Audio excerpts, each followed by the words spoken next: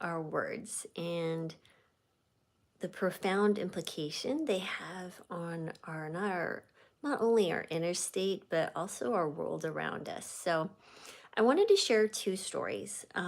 One was I watched this morning. It was a Toastmaster speech that someone had shared. And there was a part of this story that the speaker shared about his 4-year-old son. And I apologize for not knowing the gentleman's name, but it was a really profound story that I thought we could all resonate with. He said that his 4-year-old liked to color on the walls with crayons. And all of us have had that child that likes to do destructive things to walls with brilliantly colored wax pencils. So he said he walked into his 4-year-old's room while he was coloring one day, and he said, "Hey, hey, hey, hey, what are you doing? What are you, stupid? Stop doing that." Okay. And he said, "Do you think that stopped the behavior?" It didn't. He said the very next week, he walked into his room and he saw the child doing it again. But this time, he just kept circling and he looked back at him like, "What you going to do about it now?" Right? And he said he had a different intuition that he needed to respond differently. He said he got down to his son's level and said, "Hey, you don't need to do that anymore because you're a big boy now." And he said the behavior never recurred. And there's something else here so very important, and it's not even how we interact with children, but how we interact with ourselves. So I know if some of you aren't familiar with me, my name is Dr. Loribus. I'm a board certified family and lifestyle medicine physician, and my desire is to help people find health. But it starts with what's going on between our ears, right? And I think what was so amazing about this as I was thinking about that today. I like to do mindful walks, and today my husband joined me, which was a real true joy.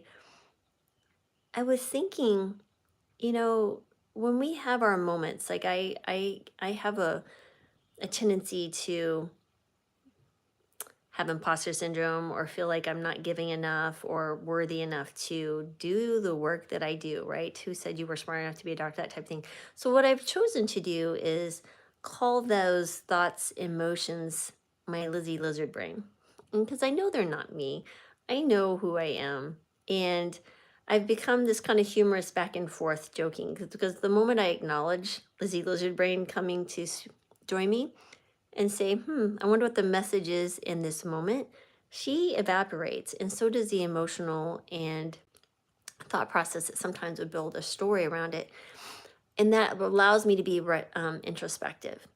But what I can gather from this story at the 4-year-old is, how do you speak to yourself when you do something that maybe it wasn't in line with your values or goals, right? Do you call yourself stupid? Do you call yourself unworthy?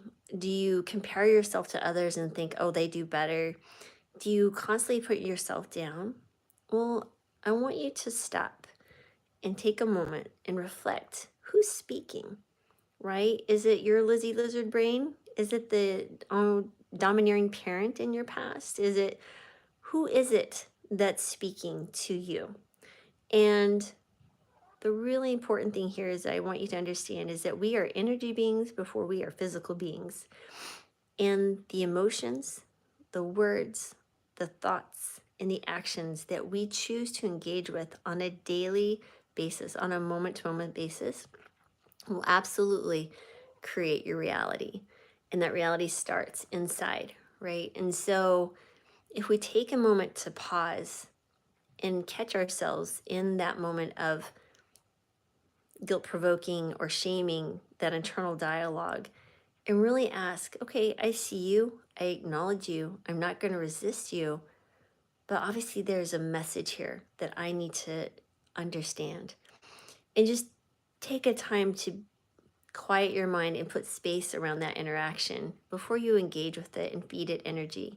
Because it's just like the child who has a tantrum. If you're a parent and you've had the 2 or 3-year-old and they throw themselves on the ground and they're having a tantrum because they didn't get what they want, the more you try to force it to stop or whatever, guess what?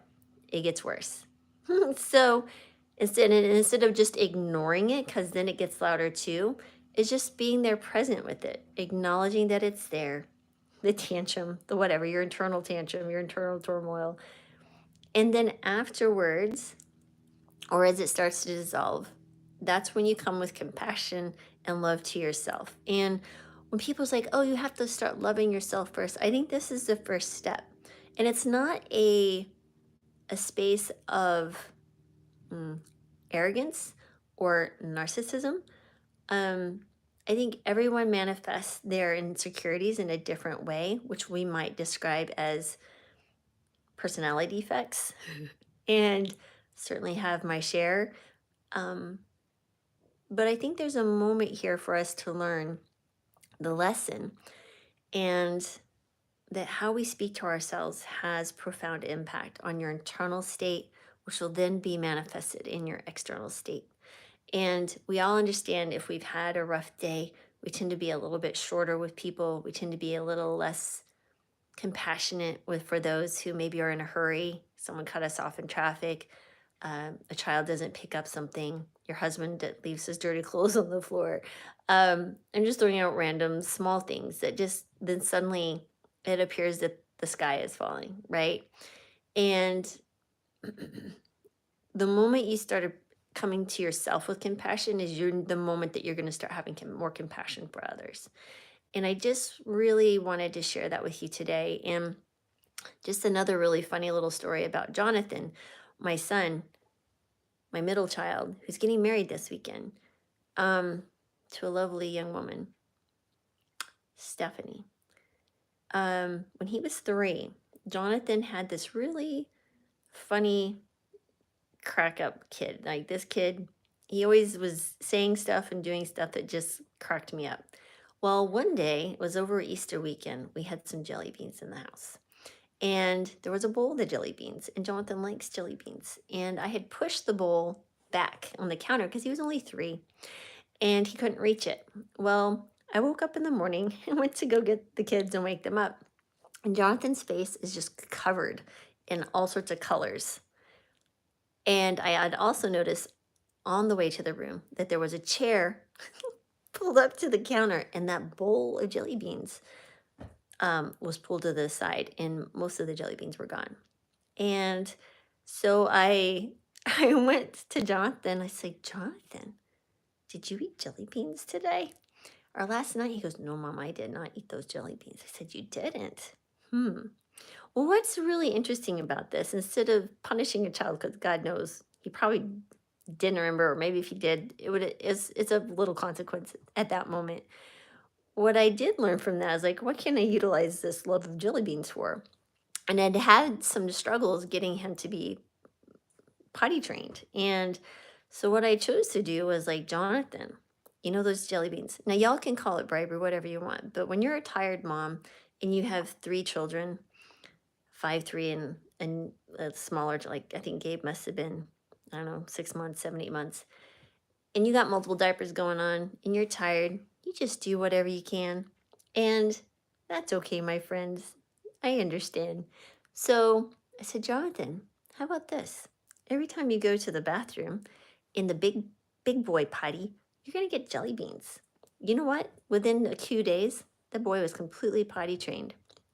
And so I guess what I'm trying to say from this is there's another opportunity to understand that you can utilize things that happen to you, even though they're frustrating and crack you up or whatever. How can you utilize that to your benefit and help someone else, right? Instead of getting angry and frustrated, right, and complaining, what can we do to come around and make this to a positive influence? But so I think the 3 things that I wanted to share with you today is words matter. Your words absolutely matter. Your thoughts matter. How you speak to yourself matter. It matters more than anything else, because what you are saying to yourself is reflecting to others in your interactions with them.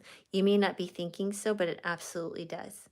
So if you start talking kinder to yourself, and not out of a sense of guilt or, oh, I have to love myself or whatever, but just out of true compassion for the beautiful being that you are, your life will start to change.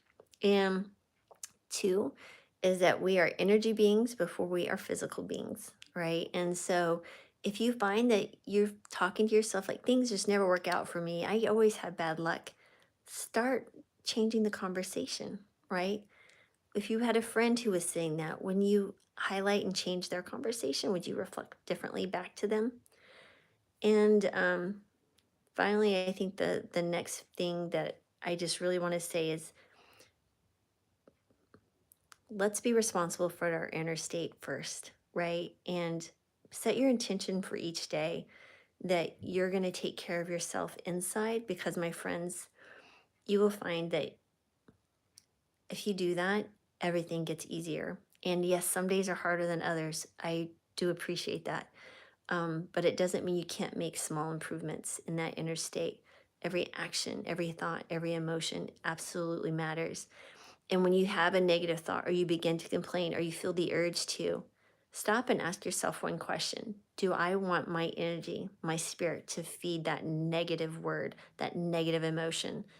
Because if you do, just know that there is consequences to doing that. And so I hope you found that helpful. It was so heavy on my heart to share with you today. And I just wanted to hope that you find some peace and solace in those words. And so thank you for being here. And I'm sending you joy, gratitude, and love. And just thank you so much for being here. And um, please subscribe if you haven't. I appreciate anybody who spends time with me. And yeah, I truly, truly want you to know you are loved. You are precious and worthy. And God, I see you. Oh my Lord, I see you. So be well, everyone, and have a wonderful rest of your day. Okay, thanks for being here. Bye.